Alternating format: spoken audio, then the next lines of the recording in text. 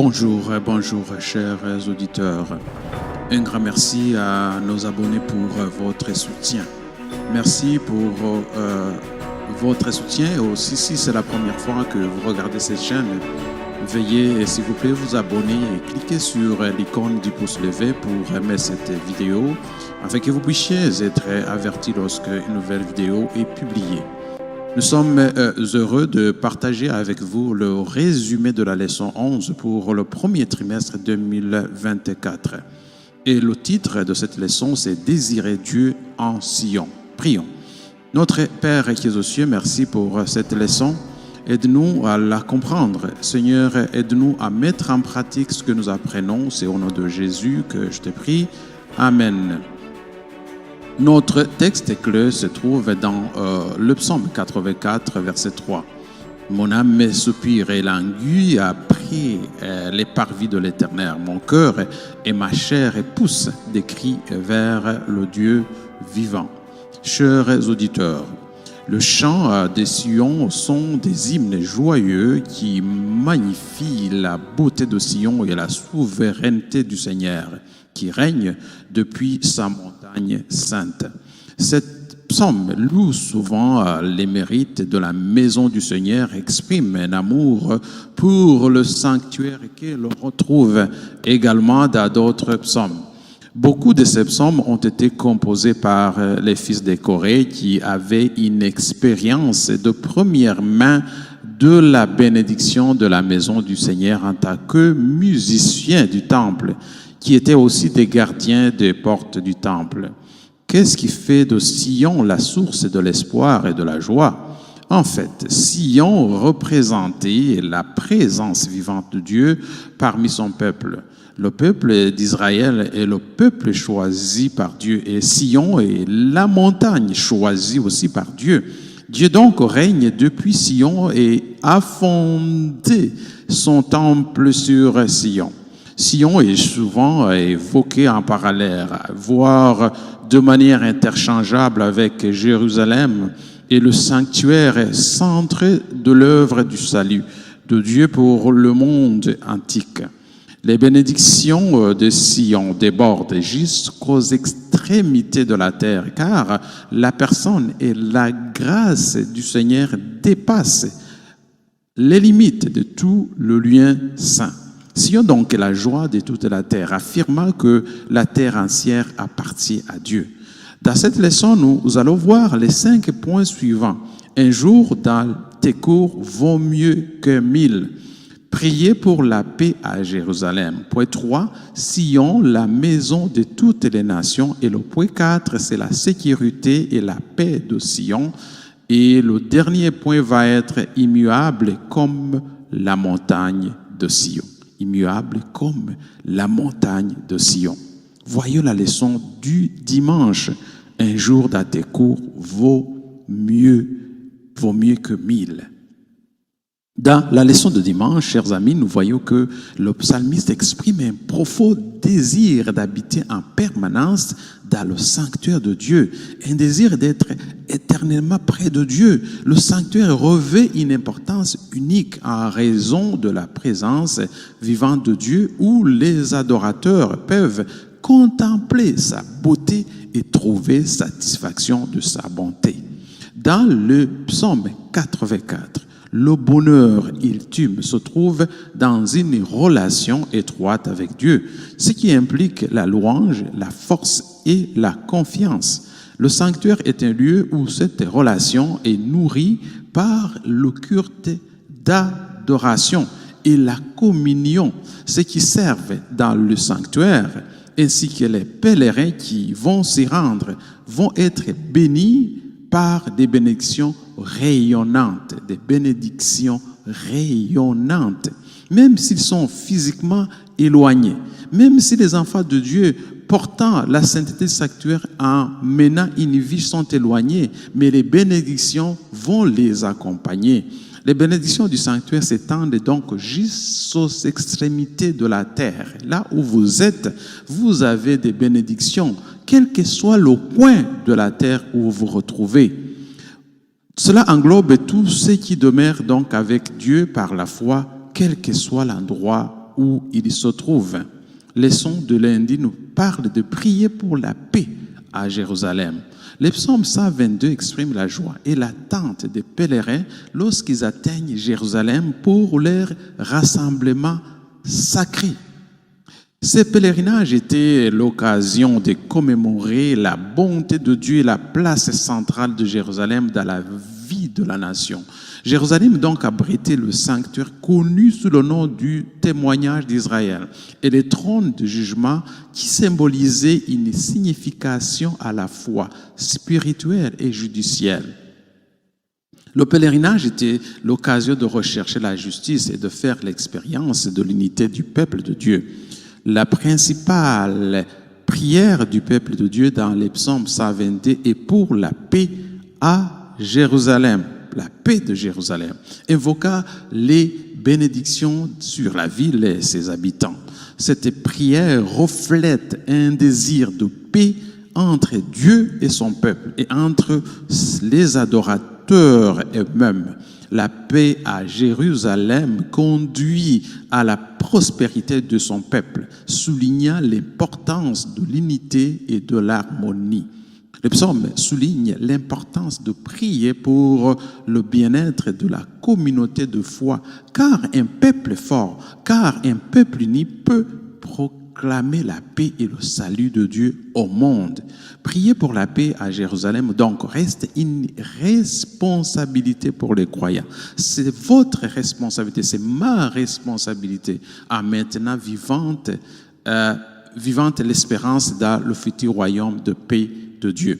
Le psaume 87 donc célèbre Sion comme la ville choisie par Dieu, où son temple se dresse comme un symbole de sa souveraineté sur le monde. La supériorité de Sion sur les autres lieux sacrés souligne l'importance d'un véritable culte dans le lieu et de la manière choisie par Dieu. Leçon de mardi, c'est Sion, la patrie de toutes les nations. La patrie de toutes les nations. Le psaume 87 célèbre Sion comme la ville choisie et aimée de Dieu, soulignant son importance en tant que fondation du temple de Dieu et son exaltation future au-dessus de toutes les autres montagnes, symbolisant la suprématie souveraine de Dieu sur le monde. Le psaume souligne la majesté et la supériorité de Sion sur les autres lieux de rassemblement du peuple de Dieu, affirmant que le véritable culte se déroule dans le lieu ou de la manière choisie par Dieu. La gloire de Sion est décrite comme attira toutes les nations vers Dieu, étendant les frontières de ce royaume au monde entier. Le psaume dépeint Sion comme le lieu de naissance spirituelle de tous les peuples qui acceptent le Seigneur, leur accordant de nouvelles entités et de nouveaux privilèges en tant que citoyens de Sion. Cette image évoque le salut des Juifs et des païens unis dans une seule Église par le ministère rédempteur du Christ. La prospérité de Sion, décrite dans le psaume, s'aligne sur les visions bibliques du royaume de Dieu remplissant la terre et sur les paraboles de Jésus concernant la croissance du royaume de Dieu. Cette volonté d'adopter tous les peuples trouve son accomplissement dans la grande commission de l'Église, qui consiste donc à prêcher l'Évangile à toutes les nations en résonance avec l'appel à proclamer les messages des trois anges. En résumé, le psaume 87 souligne le rôle central de Sion dans le plan du salut de Dieu, sa disposition à accueillir tous les peuples et la mission de l'Église de répandre l'Évangile jusqu'aux extrémités de la terre. Voyons la leçon du mercredi qui est la sécurité et la paix de Sion. Le psaume 46 décrit de façon saisissante un monde en pleine tourmente, utilisant des images poétiques de catastrophes naturelles et des nations chaotiques en guerre. Malgré le rejet de Dieu par le monde, sa présence demeure parmi son peuple, offrant espoir et encouragement au milieu de l'adversité. Le psaume souligne que la véritable paix et la véritable sécurité viennent de la confiance en Dieu.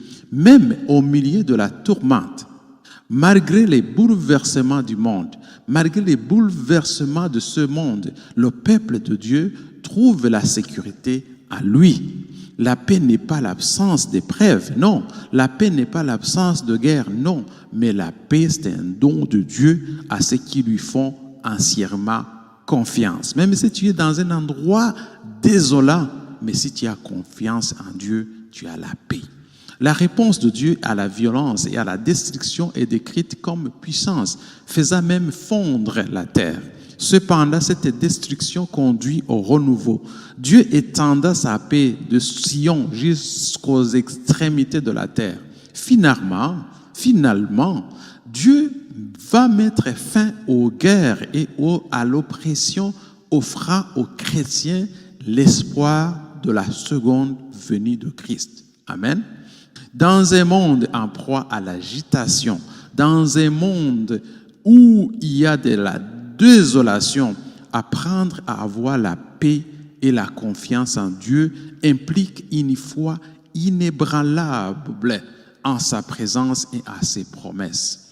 En s'appuyant sur Dieu, son peuple peut trouver la paix même au milieu du chaos. C'est la grande espérance des chrétiens qui se concrétisera lors de la seconde venue de Jésus. La leçon de jeudi, ça nous parle d'inébranlable comme la montagne de Sion. Chers amis, la leçon de jeudi approfondit le psaume 125 que je vous invite à lire. Le psaume 125 d'épée, ceux qui se confient à l'Éternel comme inébranlable et vraiment inébranlable.